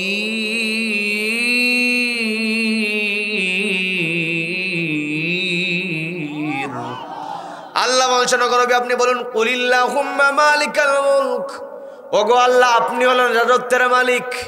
তুতিল মুলকা মান তাশা, আপনি যাকে ইচ্ছা রাজত্ব দিতে পারেন। ওয়া তানজিউল মুলকা মিম্মান তাশা, যার কাছ থেকে ইচ্ছা আপনি রাজত্ব কেড়ে নিতে পারেন। কি কথা বলেন, কি কথা বলেন? এই চেয়ারে বসে যারা রাজত্বকে আঁকড়ে ধরবে, রব্বুল আলামিন এই জায়গায় সুন্দর করে বললেন ওয়া তানজিউল মুলক। তানজিউ শব্দটা এসেছে নাজউন শব্দ থেকে। এখানে আমার পাশে আলেম ওলামা বসে আছেন, আমি আপনাদেরকে সহজেই বোঝানোর চেষ্টা করছি। তানজিউ শব্দটা এসেছে নাজউন থেকে। এই নাজউন শব্দের আরেকটা ব্যবহার আল্লাহ কোরআনের মধ্যে সুন্দর করে বলছেন ওয়ান নাজিআতি গরকা।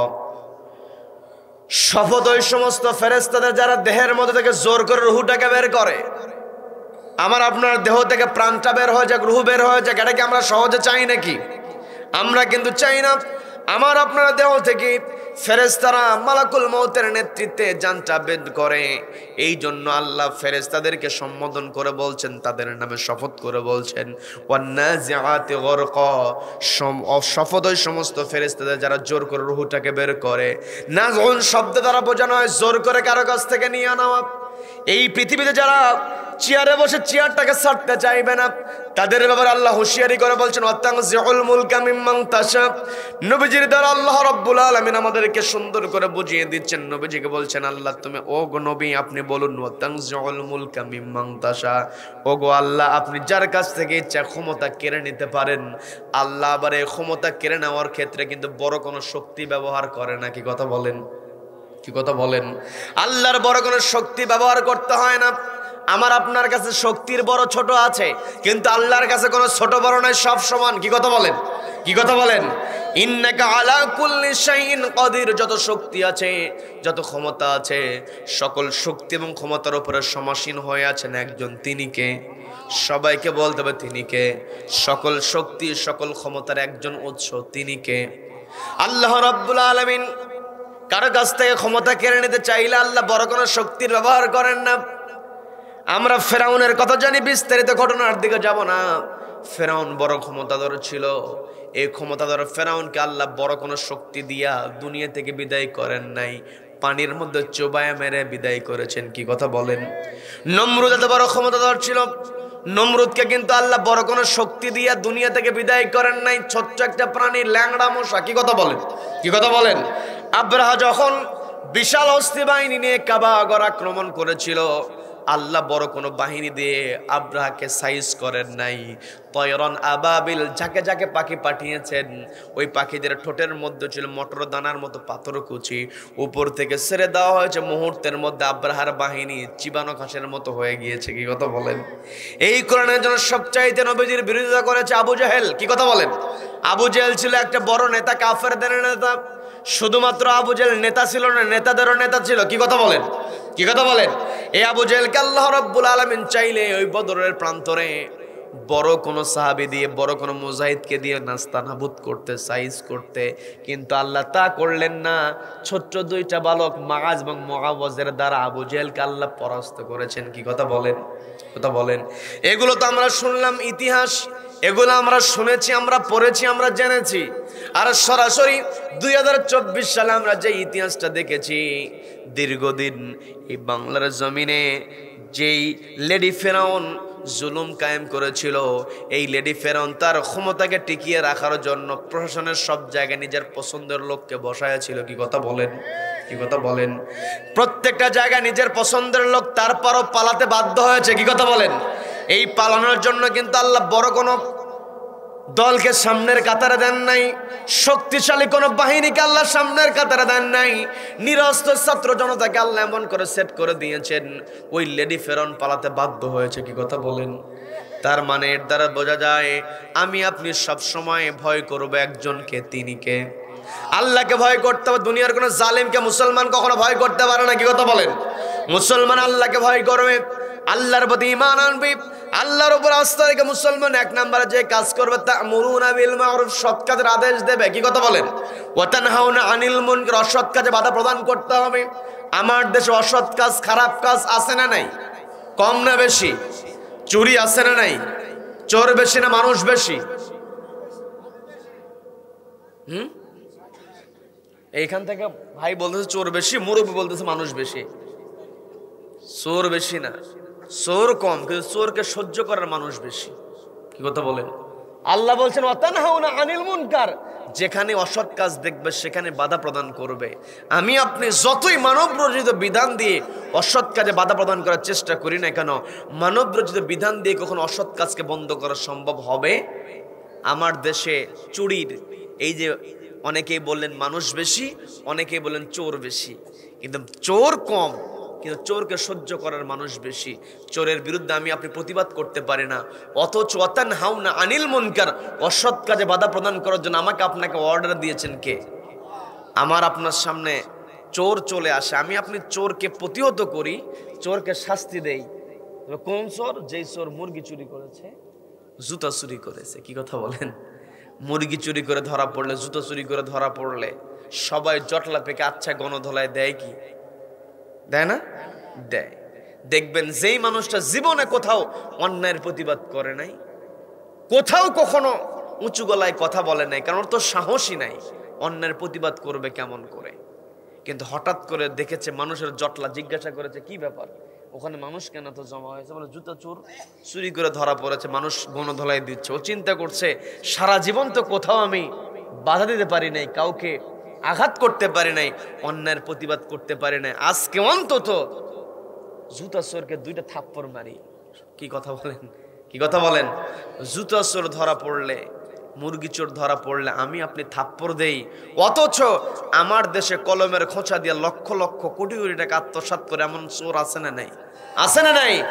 লক্ষ লক্ষ কোটি কোটি টাকা আত্মসাৎ করে যেই চোর আমার আপনার সামনে চলে আসে, আমি আপনি তাকে গণধোলাই দিই না, বরং সালাম দিতে দিতে অবস্থা খারাপ। কি কথা বলেন? যতই আমি আপনি দেশের মধ্যে থেকে দুর্নীতি দূর করার জন্য দুদক গঠন করি, আর যতই ট্রাইব্যুনাল গঠন করি না কেন, এই পৃথিবীতে আমি আপনি যদি চুরি দূরি করতে চাই, কোরআনের বিধান ছাড়া বিকল্প কোনো বিধান হতে পারে? কোরআন স্পষ্ট বলছে, চুরি প্রমাণিত হয়েছে, ফাকতুউ আইদিয়াহুমা, চোর যদি মহিলা হয় অথবা পুরুষ হয়, চুরি প্রমাণিত হয়েছে, ফাকতুউ, কেটে দাও তার হাত। আমার দেশে যে সমস্ত অফিসারেরা চুরি করে লক্ষ লক্ষ টাকা কলমের খোঁচায় নিজের পকেটে ঢুকায়, ব্যাংকে ব্যালেন্সে ঢুকিয়ে হাজার হাজার কোটি টাকার মালিক হচ্ছে, এই রকম একটা অফিসারের হাত যদি ওই সুপ্রিম কোর্টের সামনে কেটে দেওয়া হতো, দেশের বাকি অফিসার সবগুলো ভালো হয়ে যেত। কি কথা বলেন? এই কথাগুলো বললেই হুজুরেরা খারাপ। কি কথা বলেন? হুজুরদেরকে খারাপ গালিগালাজ করে কোনো লাভ নাই। আবু জেহেলই পারে নাই, তোমরা কোথাকার কি? কি কথা বলেন? আবু জেহেল নবীজির বিরুদ্ধে ষড়যন্ত্র করেছে, নবীজিকে মিথ্যাবাদী প্রমাণের চেষ্টা করেছে, নবীজিকে পাগল বানানোর জন্য চেষ্টা করেছে, কিন্তু নবীজিকে সে পাগল বানাতে পারে নাই। ওয়ারাফা'না লাকা যিকরাক, নবীজিকে গোটা দুনিয়াতে সর্বোচ্চ আসনে যিনি বসিয়ে দিয়েছেন তিনি কে? সেই আল্লাহর প্রতি আমার আপনার আস্থা রাখতে হবে, তাওয়াক্কুল করতে হবে। আল্লাহ যে আমাকে আপনাকে বিধান দিয়েছেন, সেই বিধান দিয়ে সমাজে শান্তি প্রতিষ্ঠার চেষ্টা করতে হবে। এই যে আপনারা নওগাঁর মানুষ, আপনারা আলু আবাদ করেন, আপনারা সিম চাষ করেন, যেটাই করেন না কেন, ধান আপনারা আবাদ করেন, চাল বিক্রি করেন, আপনাদের বাজারে আলু আপনারা বিক্রি করে দেন 25 টাকা কেজি, 22 টাকা কেজি, 20 টাকা কেজি। আপনাদের নওগাঁ হাট থেকে আলু বিক্রি হয়ে যায় 20 টাকা, ঢাকা শহরে যাওয়ার পর হয়ে যায় 120 টাকা। কি কথা বলেন? এই যে মোড়ে মোড়ে চাঁদাবাজির কারণে জমিনে দেশের মধ্যে ফাসাদ তৈরি হয় কি হয় না? যারা চাঁদাবাজি করে, যারা টেন্ডারবাজি করে, এরা সবচাইতে বড় ফাসাদ তৈরিকারী। কি কথা বলেন? যারা পৃথিবীতে ফাসাদ করবে, মানুষের উপরে জুলুম করবে, ডাকাতি করবে, মানুষের অর্থ জোর করে কেড়ে নেবে, এদের ব্যাপারে আল্লাহ রাব্বুল আলামিন সূরা মায়েদার মধ্যে স্পষ্ট করে বলে দিয়েছেন, যারা পৃথিবীতে ডাকাতি করবে, চাঁদাবাজি করবে, চাঁদাবাজের এক হাত এক পা কেটে দিতে হবে, ডান হাত হলে বাম পা। কি কথা বলেন? বাম হাত হলে ডান পা, দুইটা যখন কেটে দেওয়া হবে, আমাদের যে সমস্ত চাঁদাবাজেরা চাঁদাবাজি করে, একটা চাঁদাবাজের হাত পা যদি ওই সুপ্রিম কোর্টের সামনে কেটে দেওয়া হতো, দেশের বাকি চাঁদাবাজগুলো আল্লাহওয়ালা হয়ে যেত। কি কথা বলেন? আমি আপনি যদি দেশে শান্তি প্রতিষ্ঠা করতে চাই, আমাকে আপনাকে সৎ কাজের আদেশ দিতে হবে, অসৎ কাজে বাধা প্রদান করতে হবে। আল্লাহ বলেন তা'মুরুনা বিল মা'রুফ, সৎ কাজের আদেশ। আল্লাহ আমাকে আপনাকে বলছেন সৎ কাজের আদেশ দেওয়ার জন্য। আল্লাহ বলেন তা'মুরুনা বিল মা'রুফ তোমরা সৎ কাজের আদেশ দাও। আর আল্লাহ রাব্বুল আলামিন নিজে আদেশ দিয়ে বলছেন, ইন্নাল্লাহা ইয়া'মুরু বিল আদলি ওয়াল ইহসান ওয়া ইতা'i যিল কুরবা। আয়াত আছে না নাই? সবাইকে বলতে পারছে না নাই? জুমার দিনে সানি খুতবার সময় ইমাম সাহেব যখন বলে শুরু করে দেয়, ইন্নাল্লাহা ইয়া'মুরু বিল আদলি ওয়াল ইহসান ওয়া ইতা'i যিল কুরবা, আয়াতটা শেষ করতে হয় না, সামনে থাকা মুসল্লিগুলো গা ঝাড়া দেয় যে খুতবা শেষ দাঁড়াতে হবে। কি কথা বলেন? কি কথা বলেন? ইন্নাল্লাহা ইয়া'মুরু বিল আদলি ওয়াল ইহসান, এই আয়াতের সঙ্গে আমার আপনার একটা পরিচিতি আছে। আমি আপনি ইমাম সাহেব যখন সানি খুতবার শেষের দিকে আয়াতটা তেলাওয়াত করে, আমি আপনি মনে করি খুতবা শেষ। শুধুমাত্র খুতবা শেষ বোঝানোর জন্য আল্লাহ এই আয়াতটা দেন নাই। আল্লাহ নির্দেশনা দিয়ে বলছেন, আমি তোমাদেরকে বলছি তা'মুরুনা বিল মা'রুফ, তোমরা সৎ কাজের আদেশ দাও। আর আমি আল্লাহ নিজেই তোমাদেরকে যে আদেশ দিচ্ছি, ইন্নাল্লাহা ইয়া'মুরু বিল আদল, তোমরা আদালত কায়েম করো, ন্যায় বিচার প্রতিষ্ঠা করো। কি কথা বলেন? সমাজের মধ্যে যখন ন্যায় বিচার প্রতিষ্ঠা হবে, আমি আপনি তখন সৎ কাজের আদেশ দাও, আমার আপনার জন্য সহজ হবে। কি কথা বলেন? যখন সমাজের মধ্যে ন্যায় বিচার প্রতিষ্ঠা হবে, তখন আমি আপনি সমাজের মধ্যে অন্যায়ের বিরুদ্ধে প্রতিবাদ করতে পারবো। এই জন্য আল্লাহ আমাকে আপনাকে যে নির্দেশনা দিয়েছেন, সরাসরি আল্লাহ বলছেন, ইন্নাল্লাহা ইয়া'মুরু বিল আদল, নিশ্চয় আল্লাহ অর্ডার দিচ্ছেন আদালত কায়েম করা। কি কথা বলেন? সমাজের মধ্যে যখন আদালত প্রতিষ্ঠিত হবে, সমাজের মধ্যে যখন ন্যায় বিচার প্রতিষ্ঠা হবে, তখন সমাজের চেয়ারে যারা বসবেন তারা হবেন ন্যায় বিচারক। কি কথা বলেন?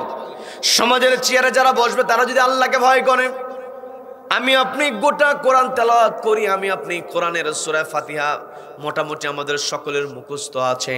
পর্দার মা বোনেরা শুনছেন, কানটা একটু খাড়া করে শুনবেন।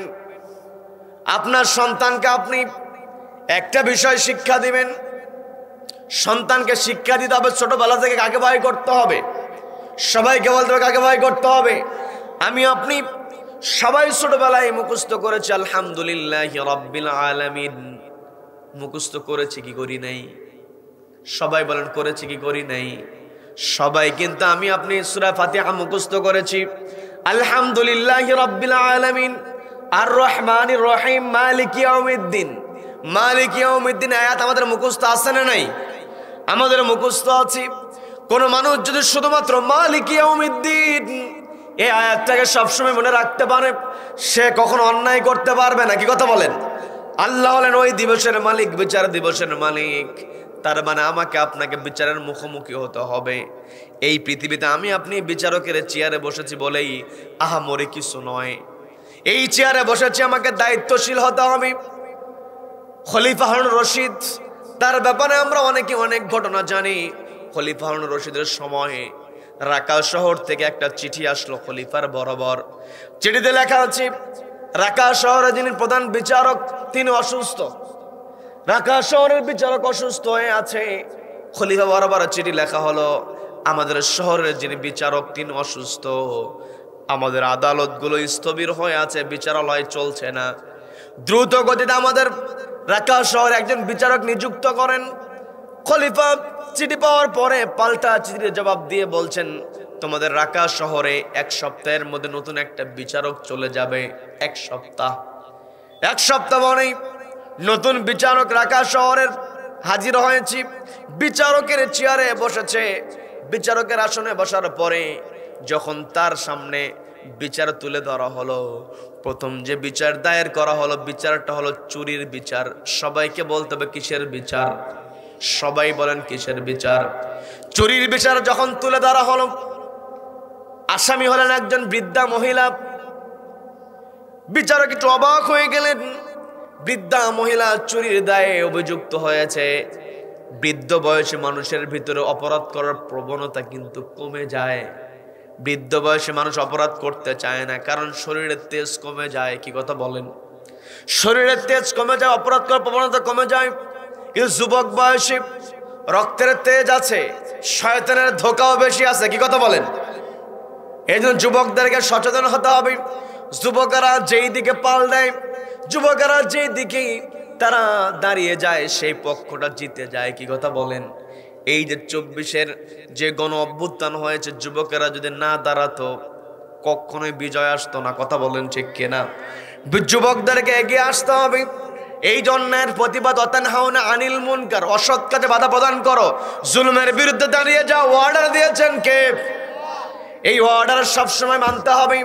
যখন আমি আপনি অন্যায়ের বিরুদ্ধে প্রতিবাদ করতে পারবো, নতুন করে কোনো জালিম দাঁড়াতে পারবে না। কি কথা বলেন? আমি আপনি অন্যায়ের বিরুদ্ধে প্রতিবাদ করতে হলে আমার আপনার যে বৈশিষ্ট্য লাগবে, ওয়ালা রব্বিহিম ইয়াতাওয়াক্কালুন, তাওয়াক্কুল করতে হবে কার উপরে? সম্মানিত বন্ধুগণ, আমি যে কথা বলতে নিয়েছিলাম বোঝার চেষ্টা করবেন। খলিফা হারুন রশিদ চিঠির জবাব দিয়েছেন 1 সপ্তাহের মাথায়। যখন বিচারক বসেছে, বিচারকের সামনে চুরির অভিযোগ তুলে ধরা হয়েছে। অপরাধী হলেন বৃদ্ধা মহিলা। বিচারক একটু অবাক হয়ে গেলেন। তিনি চিন্তা করলেন, এই বৃদ্ধা মহিলা এই বয়সে তো চুরি করার কথা নয়, চুরি কেন করলো? বৃদ্ধা মহিলাকে প্রশ্ন করা হলো, আপনি যে চুরি করেছেন, চুরি করা যে অপরাধ, এটা কি আপনার জানা নাই? বলা, হ্যাঁ জানা আছে। চুরি করা অপরাধ জানা আছে, চুরি করলেন কেন? চুরি করলে যে হাত কেটে দেওয়া হয়, এটাকে জানেন নাকি? বলে, হ্যাঁ জানি। চুরি করলে হাত কেটে দেওয়া হয়, চুরি করা অপরাধ জানার পরও আপনি চুরি করেছেন কেন? বৃদ্ধা মহিলা জবাব দিয়ে বলছেন, আমি তো চুরি করতে চাই নাই, চুরি করতে আমি বাধ্য হয়েছি। চুরি করতে আপনি বাধ্য হয়েছেন, কি কারণে বাধ্য হইলেন? প্রশ্ন করার পরে বৃদ্ধা মহিলা বলছে, আমি ক্ষুধার্ত মানুষ, আমার ঘরে কোনো খাবার নাই, আমি নিজে ক্ষুধার্ত, আমার ক্ষুধাকে আমি কন্ট্রোল করার চেষ্টা করেছি, ধৈর্য ধরার চেষ্টা করেছি, কিন্তু আমার ঘরে 2টা নাতনি আছে, 2টা নাতনি, তার দায়িত্ব আমার। ইয়াতিম নাতনি, তাদের কাছে যখন তাদের পেটে যখন খাবার নাই, ক্ষুধার যন্ত্রণায় তারা এমন করে ছটফট করেছে, আমি আমার ক্ষুধার যন্ত্রণার পর নিজেকে নিয়ন্ত্রণ করার চেষ্টা করেছি, কিন্তু আমার ঘরে যখন ছোট্ট 2টা নাতনি ছটফট করেছে, কান্না করেছে, ওদের ক্ষুধার যন্ত্রণা আমি সহ্য করতে পারি নাই। ঘর থেকে বের হয়েছি, কাজের সন্ধানে গিয়েছি, মানুষের কাছে কাজ চেয়েছি, কিন্তু বয়স আমার হয়ে যাওয়ার কারণে আমি নিজেই চলতে আমার কষ্ট হয়ে যায়, কেমন করে কাজ করব। তারপরও মানুষের কাছে গিয়েছি, কিন্তু কোনো মানুষ আমাকে কাজ দেয় নাই। ধনাঢ্য মানুষের কাছে গেছি, হাত পেতেছি, কেউ সহযোগিতা করে নাই। আমি যখন কোথাও কোনো কিছু পাই নাই, হতাশ হয়ে যখন বাড়ির দিকে ফিরছিলাম, আর মনে মনে ভাবতেছিলাম, আমার নাতনিদেরকে তো আমি বলে এসেছি খাবারের ব্যবস্থা করেই বাড়ি ফিরবো, কিন্তু আমি তো খালি হাতে, কোনো খাবারের ব্যবস্থা তো আমি করতে পারি নাই। চিন্তা করতে করতে যখন বাড়ির দিকে ফিরছিলাম, হঠাৎ করে আমার নজরে চলে আসলো একটা দোকান। আমি দোকানে লক্ষ্য করে দেখলাম দোকানে কিছু রুটি আছে। সবাইকে বলতে হবে কি আছে, সবাই বলেন কি আছে? দোকানে কিছু রুটির দিকে আমার নজর পড়েছি। আমি লক্ষ্য করে দেখলাম দোকানদার একটু অন্যমনস্ক হয়ে আছে।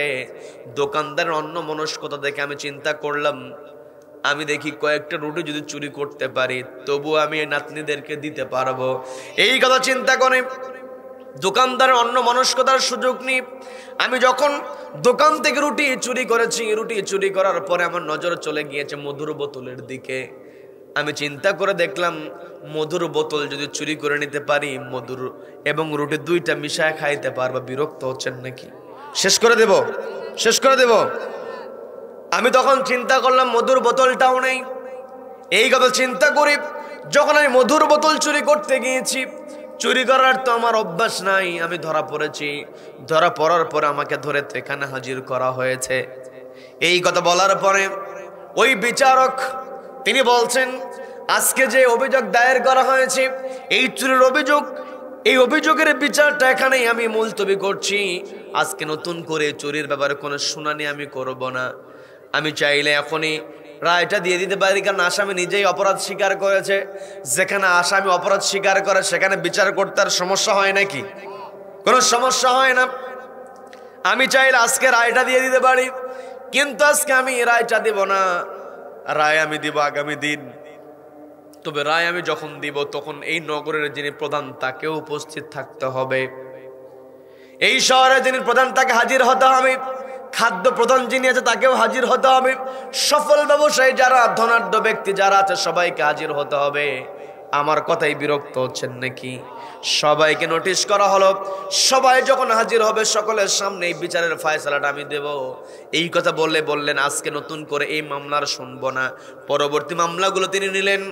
পরবর্তী মামলা সেই দিন চালালেন। পরের দিন তিনি যে নির্দেশনা দিয়েছেন, নগরের প্রধানকে হাজির হতে হবে, খাদ্য প্রধানকে হাজির হতে হবে, গণ্যমান্য ব্যক্তি, ধনাঢ্য ব্যক্তি সবাইকে তিনি হাজির হতে বলেছিলেন।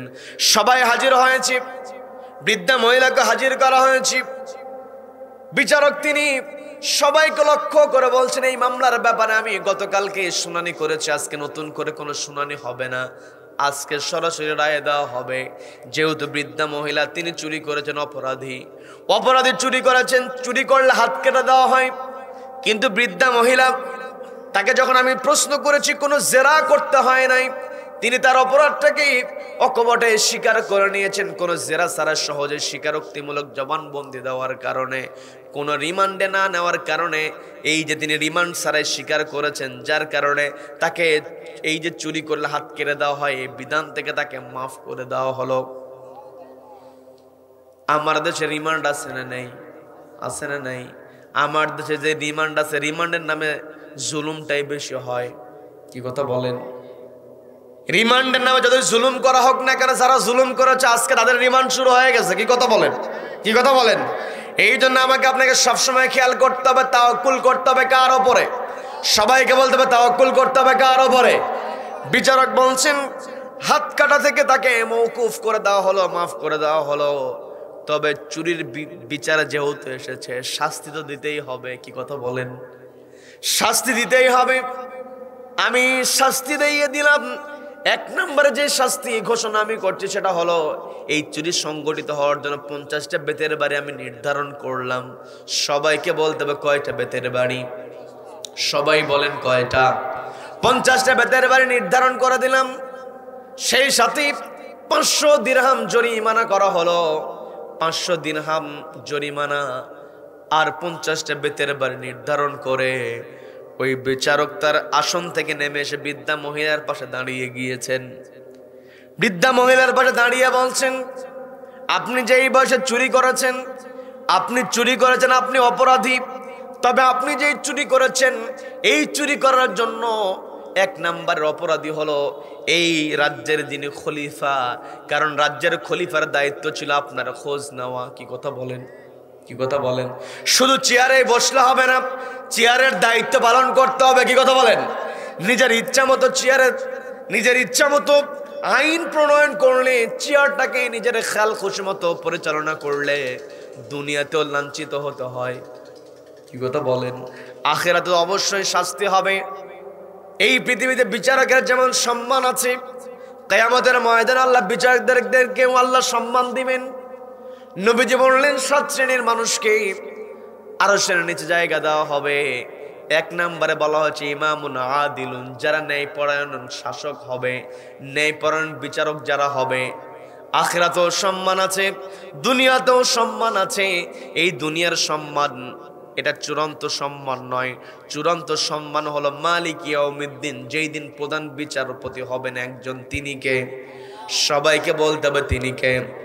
বিচারক বলছে, খলিফার তো দায়িত্ব ছিল খোঁজ নেওয়া। এই যে চুরি সংগঠিত হওয়ার জন্য সবচাইতে বড় অপরাধী হলো রাজ্যের যিনি খলিফা। আর আমি তো খলিফার একজন প্রতিনিধি হিসাবে আজকে ঢাকা শহরের চেয়ারে বসেছি। আমিও তো খলিফার প্রতিনিধি। খলিফা যেখানে অপরাধী, আমিও সেখানে প্রতিনিধি হিসেবে আমিও অপরাধী। 50টা বেতের বাড়ির মধ্যে 20টা বেতের বাড়ি আমার হাতে মারা হোক। বলেন আল্লাহু আকবার। বানিয়ে বলছি নাকি? এটাই হলো ইসলাম। কি কথা বলেন? কে কত বড় বিচারক? নবীজির কাছে এসেছে বনু মাখজুম গোত্রের ফাতেমার নামে চুরির অভিযোগ এসেছে। নবীজি বলেন, দাও, হাত কেটে দাও। মাখজুম গোত্রের, বড় গোত্রের ধনাঢ্য ফ্যামিলি। নবীজির কাছে এসে একটু সুপারিশ করা হলো, ইয়া রাসূলুল্লাহ, সম্ভ্রান্ত পরিবারের মেয়ে, আপনি শাস্তিতে একটু যদি কমিয়ে দিতেন, আপনি যদি অন্য কোনো জরিমানা করে তার শাস্তি থেকে যদি তাকে একটু রুখসত দিতেন, তাকে যদি পার পাইয়ে দিতেন। নবীজি বলছেন, আমার মেয়ে ফাতেমা, এ তো বনু মাখজুম গোত্রের ফাতেমা, আমার মেয়ে ফাতেমাও যদি চুরি করত, আমি আমার মেয়ের হাতটাও কেটে দিতাম। বলেন আল্লাহু আকবার। বিচারক বলছেন, আমি যেহেতু খলিফার প্রতিনিধি হয়ে আজকে চেয়ারে বসেছি, আমারও অপরাধ বাদ যায় না, কাজে 20টা বেতের বাড়ি আমার হাতের মধ্যে মারা হোক। এই কথা বলে বিচারক বলছেন, আমি বিচারক হওয়ার কারণে আমার হাতে যে আস্তে বাড়ি মারবে, বেত্রাঘাত করবে তা কিন্তু নয়। আমার হাতে এমন আঘাত করবে, অন্যান্য আসামিকে যেমন আঘাত করা হয় আমার আঘাত যেন তার চাইতে বেশি হয়। আল্লাহু আকবার। তার হাতের মধ্যে বাড়ি মারা শুরু হয়েছে। বেত্রাঘাত করতে করতে তার হাত ফেটে রক্ত বের হয়েছে। বিচারকের পাশ থেকে দৌড়ায় এসেছে হাতে ব্যান্ডেজ করিয়ে দেওয়ার জন্য। বিচারক কাউকে সামনে আসতে দেয় না। তার কাছে যে রুমাল ছিল, রুমালটা বের করে নিজে হাতের মধ্যে পেঁচায় বলছেন, 20টা সংখ্যা এখনো পূর্ণ হয় নাই, এখনো বাকি বেত্রাঘাতগুলো করে 20টা সংখ্যা পূর্ণ করো। বলেন আল্লাহু আকবার।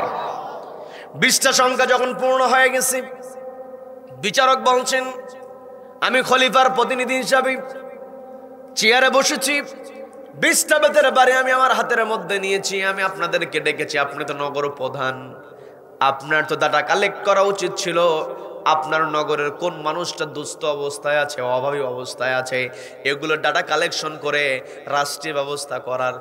আল্লাহু আকবার। খাদ্য প্রধানকে বলা হলো, আপনাদের দায়িত্ব ছিল, খাদ্যের দায়িত্বে আছেন আপনি, আপনার খোঁজ নেওয়া উচিত ছিল। ধনাঢ্য ব্যক্তিদেরকে লক্ষ্য করে বলা হলো, আপনাদের ধন সম্পদ আছে, অথচ আপনাদের আশেপাশে মানুষ না খেয়ে থাকে, আপনারা কেউ খোঁজ নেন নাই, কেউ বাদ যাবে না, সবাই অপরাধী। বাকি 30টা বেতের বাড়ি সবার মধ্যে তিনি ভাগ করে দিলেন, সবাইকে বেত্রাঘাত করা হল। বলেন আল্লাহু আকবার। এই যে হাতের মধ্যে বেত্রাঘাত করা হয়েছে, মূলত কাকে ভয় করে? সবাইকে বলতে হবে কাকে ভয় করে। 50টা বেতের বাড়ি যখন সম্পন্ন হয়ে গিয়েছি, বিচারক বলছে 500 দিরহাম জরিমানা করা হয়েছে। এখন এই 500 দিরহাম বৃদ্ধা মহিলাদের দিতে পারবে না, কারণ যেই মহিলা নিজের ঘরে খাবার না থাকার কারণে নিজেই চুরি করেছে, তিনি কেমন করে জরিমানা দেবে? কি কথা বলেন? তিনি বলছেন 500 দিরহাম জরিমানা করা হয়েছে। এই 500 দিরহাম জরিমানা করার কারণ হলো 100 দিরহাম রাষ্ট্রীয় কোষাগারে জমা রাখতে হবে, কারণ বিচারালয়ে যেহেতু বিচার এসেছে, রাষ্ট্রীয় কোষাগারে 100 দিরহাম জমা করতে হবে, কারণ যারা বিচারালয়ে থাকবে, আদালতের কর্মচারী যারা আছে, তাদের বেতন দেওয়ার দরকার আছে না নাই? আছে না নাই? রাষ্ট্রীয় কোষাগারে এই 100 দিরহাম জমা হয়ে যাবে। 500 দিরহামের মধ্যে 100 দিরহামের দায়িত্ব আমি নিয়ে নিলাম। বলেন আল্লাহু আকবার। বাকি থাকে 400 দিরহাম। এই 400 দিরহাম সবার মধ্যে তিনি বন্টন করে দিলেন। নগর প্রধানকে দিলেন, খাদ্য প্রদানকে দিলেন, ব্যবসায়ীদেরকে দিয়ে বলছেন, কাউকে 10 দিরহাম, কাউকে 20 দিরহাম, কাউকে 30 দিরহাম, এমন করে 400 দিরহাম তিনি সংগ্রহ করলেন। 400 দিরহাম সংগ্রহ করার পর দোকানদারকে ডাক দিয়ে বলছেন, 20 দিরহাম তোমাকে দেওয়া হলো, কারণ তোমার পণ্য চুরি করা হয়েছে, তোমার পণ্য চুরি হয়েছে, ক্ষতিপূরণ দেওয়া, তোমাকে 20 দিরহাম দিয়ে দেওয়া হলো। বাকি থাকে 180 দিরহাম। কি কথা বলেন? 180 দিরহাম। ওই বিচারক বৃদ্ধা মহিলাকে ডাক দিয়ে বলছেন, এই 380 দিরহাম আপনাকে দেওয়া হলো, আগামী 1 মাস পর্যন্ত নাতনিদেরকে নিয়ে আপনি আপনার পরিবার চালায় নেবেন। বলেন আল্লাহু আকবার। এই যে 1 মাস চালার যে ব্যবস্থা আমি আপনাকে করে দিলাম, আগামী 1 মাস পরে আপনি আপনার নাতনিদেরকে নিয়ে খলিফার দরবারে হাজির হবেন, দেখি আপনার জন্য কিছু করা যায় কিনা। বলেন আল্লাহু আকবার। বৃদ্ধা যারা হবে, যারা বৃদ্ধ হবে, বৃদ্ধা যারা হবেন, দুর্বল যারা হবেন, প্রতিবন্ধী যারা হবে, অনাথ যারা হবে, এদের দায়িত্ব নিতে হবে রাষ্ট্রকে। কি কথা বলেন? কি কথা বলেন? তবে কষ্ট নিয়ে বলতে হয়, আমার দেশে বৃদ্ধদের কার্ড দেওয়া হয়, বৃদ্ধদের ভাতা করার কার্ড আছে না নাই? আছে না নাই? ভাতা দেওয়া হয়, কার্ড করা হয়। তবে কষ্ট নিয়ে বলতে হয়, ওই বৃদ্ধের কাছে যেই ভাতার যেই নির্দিষ্ট অর্থ দেওয়া হয়, চাল যেটা দেওয়া হয়, এটা পৌঁছাতে হলে মাঝখানে অনেকের পকেটের মধ্যে টাকা ঢোকে। কি কথা বলেন? ঢোকে কি ঢোকে না? আজকে আমার দেশে শান্তি শান্তি কথা বলে, আজকে আমার দেশে আমি আপনি শান্তির কথা বলি, কিন্তু শান্তি আমি আপনি তখনই প্রতিষ্ঠা করতে পারবো, আল্লাহ বলেন ইন্নাল্লাহা ইয়ামুরু বিল আদাল, যখন আদালত কায়েম হবে। কি কথা বলেন? কি কথা বলেন? এই আদালত কায়েমের জন্য কাজ করা, এটা হচ্ছে আমার আপনার খেলাফতের দায়িত্ব পালন করা। কি কথা বলেন? আমার আপনার 2টা পরিচয়ের কথা বলেছি। কয়টা পরিচয়? সবাইকে বলতে কয়টা পরিচয়? একটা হলো আমি আপনি আল্লাহর গোলাম, আমি আপনি আল্লাহর খলিফা। গোলাম হিসেবে আমি আপনি নিজে ইবাদত করব, আর খলিফা হিসেবে আল্লাহর জমিনে ন্যায় প্রতিষ্ঠার জন্য কাজ করব। এটা হচ্ছে খেলাফতের দায়িত্ব। কি কথা বলেন? সম্মানিত বন্ধুগণ, আমি যে কথা বলতে নিয়েছিলাম, বৃদ্ধা মহিলাকে বলা হলো 1 মাস পর আপনার নাতনিদেরকে নিয়ে আপনি খলিফার দরবারে হাজির হবেন।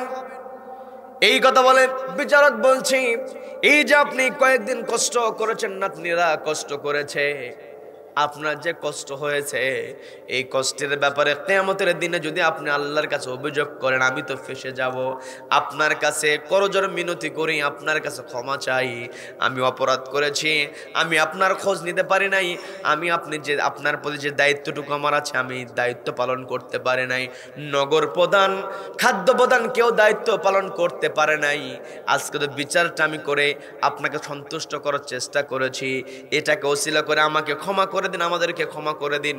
কালকে আমাদের কঠিন ময়দান আমাদের বিরুদ্ধে কষ্টের জন্য কোনো অভিযোগ আল্লাহর কাছে আপনারা করবেন না, বলেন আল্লাহু আকবার। আপনি যদি অভিযোগ করেন, আপনার নাতনিরা যদি অভিযোগ করে ওই কিয়ামতের ময়দানে আমি আজকে যতই বিচারকের চেয়ারে বসি না কেন এই চেয়ার আমাকে ওই দিন বাঁচাতে পারবে না, বলেন আল্লাহু আকবার। এই কথা বলে বৃদ্ধা মহিলাকে বিদায় করে দেওয়া হলো। বৃদ্ধ মহিলা বাড়িতে গিয়েছেন, 1 মাস তার নাতনিদেরকে নিয়ে পরিবারটা সুন্দর করে সাজিয়েছেন। ওই যে ঢাকা শহরের বিচারকের চেয়ারে যিনি বসেছিলেন তিনি বলেছিলেন 1 মাস পরে খলিফার দরবারে হাজির হবেন। কথা অনুযায়ী বৃদ্ধা মহিলা তার নাতনিদেরকে নিয়ে খলিফার দরবারে হাজির হয়েছেন। খলিফার দরবারে হাজির হওয়ার সঙ্গে সঙ্গে খলিফার চেয়ারে যিনি বসে আছেন তাকে দেখার পর তিনি চমকে উঠেছেন। চমকে ওঠার কারণটা হলো 1 মাস পূর্বে চুরির দায়ে নিজে চুরি করেছে, আর তার চুরির অপরাধে 20টা বেতের বাড়ি যিনি হাতে নিয়েছিলেন তিনি আর কেউ নয়, ওই দিনের বিচারকই হচ্ছে আজকের খলিফার চেয়ারে বসা। বলেন আল্লাহু আকবার, বলেন আল্লাহু আকবার। ওই যে চিঠি লেখা হয়েছে ঢাকা শহরের বিচারক অসুস্থ, তখন খলিফা চিন্তা করলেন যেহেতু বিচারক অসুস্থ হয়ে আছে আমার রাজ্যে কেমন বিচার হয় এটা আমি একটু পরীক্ষা করি। নিজের পরিচয়টাকে গোপন করে তিনি চেয়ারে বসেছিলেন একমাত্র কার সন্তুষ্টি অর্জনের জন্য। সবাইকে বলতে হবে কার সন্তুষ্টি অর্জনের জন্য। সম্মানিত বন্ধুগণ, যখন ঢাকা শহরের ওই বিচারককেই তিনি খলিফার চেয়ারে দেখতে পেলেন, বৃদ্ধা মহিলা চমকে উঠেছেন। খলিফা তিনি বুঝতে পারলেন যে বৃদ্ধা মহিলা আমাকে দেখে চমকে উঠেছে, তিনি নেমে এসেছেন। নেমে এসে বৃদ্ধা মহিলার সামনে গিয়ে বলছেন, আপনি আমাকে দেখে চমকে উঠেছেন, আমি আমার পরিচয়টাকে গোপন করে আমার রাষ্ট্রের কেমন বিচার চলছে আমি আমার নিজের পরিচয়টাকে গোপন করে রাষ্ট্রের অবস্থা আমি জানতে চেয়েছি। ওই দিন আপনাকে আমি পরিচয় দিতে পারি নাই, আমি আপনাকে আজকে আমার রাজ্যে আমার দরবারে আপনাকে হাজির হতে বলেছি একটাই কারণ, ওই দিন তো আমি ছদ্মবেশে বিচারকের চেয়ারে বসে আপনার কাছ থেকে ক্ষমা চেয়েছি, কিন্তু খলিফা হিসেবে যে আমার ক্ষমা চাওয়া দরকার আমি ওই দিন ক্ষমা চাইতে পারি নাই, আমি এই জন্য আপনাকে ডেকেছি। সেই সাথে আপনাকে বলেছিলাম দেখি আপনার জন্য কিছু করা যায় কিনা, আপনাকে আমি হাজির করেছি, নাতনিদেরকে নিয়ে আসতে বলেছি এই জন্য কারণ আপনি বৃদ্ধ মানুষ, আপনার নাতনিরা তারা ছোট অপ্রাপ্ত বয়স্ক, তাদের খরচের দায়িত্ব রাষ্ট্রকে নিতে হবে। আজ থেকে আমি নির্ধারিত একটা বাইতুল মাল থেকে আপনাকে একটা ভাতার ব্যবস্থা করে দিলাম। বলেন আল্লাহু আকবার, বলেন আল্লাহু আকবার। তার মানে সমাজে যখন ন্যায় বিচার আমি আপনি প্রতিষ্ঠা করব, সমাজের ন্যায় বিচার যদি আমি আপনি প্রতিষ্ঠা করতে চাই তাহলে আমাকে আপনাকে একটি কিতাব মেনে চলতে হবে। সবাইকে বলতে হবে সেই কিতাবের নাম কি? সবাইকে বলতে হবে কিতাবের নাম কি? এই কিতাবকে সামনে রেখে আমার আপনার চলতে হবে। যত ধোকায় আমি আপনি আমার আপনার সামনে আসুক না কেন, শয়তান আমাকে আপনাকে যতই পথভ্রষ্ট করার চেষ্টা করুক না কেন, শয়তানের ধোকায় পড়ে কোরআনের বিধান থেকে দূরে সরে যাওয়া যাবে। আমার আপনার পরিচয় আমি আপনি কার গোলাম? সবাইকে বলতে হবে কার গোলাম? দ্বিতীয় নম্বর পরিচয় আমি আপনি কার খলিফা? আল্লাহর খলিফা। আল্লাহর খলিফা হিসেবে আমাকে আপনাকে আল্লাহ যে বলেন ইন্নী জাইলুন ফিল আরদি খলিফা, পৃথিবীতে আল্লাহ রাব্বুল আলামিন আমাকে আপনাকে প্রতিনিধি করে প্রেরণ করেছেন। এই প্রতিনিধির দায়িত্ব মারুফ সৎ কাজের আদেশ দিতে হবে, ওয়া তানহাউনা আনিল মুনকার অসৎ কাজে বাধা প্রদান করতে হবে, ওয়া তুমিনুনা বিল্লাহ ঈমান আনতে হবে কার উপরে? সবাইকে বলতে হবে কার উপরে? আল্লাহর উপর ঈমান থাকা মানে হলো আল্লাহকে ভয় করা, আল্লাহর প্রতি ঈমান থাকা মানে হলো কোরআন তেলাওয়াতের দ্বারা ঈমানটাকে চাঙ্গা করা, আল্লাহর প্রতি ঈমান থাকা মানে হলো ওয়া আলা রাব্বিহিম ইয়াতাওয়াক্কালুন, তাওয়াক্কুল করা কার উপরে? রব্বুল আলামিন এই বৈশিষ্ট্যগুলো অর্জন করে আমরা যেন আল্লাহর জমিনে আমরা যেন আল্লাহর বিধান কায়েমের জন্য সৎ কাজের আদেশ অসৎ কাজে বাধা প্রদান করতে পারি। রব্বুল আলামিন আমাদের সকলকে কবুল করুন, বলেন আমিন। ওয়া আখিরু দাওয়ানা আনিল হামদুলিল্লাহি রাব্বিল আলামিন।